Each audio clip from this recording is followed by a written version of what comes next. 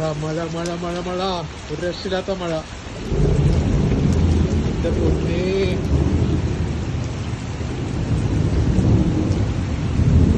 ഒരു രക്ഷയില്ലാത്ത മഴ.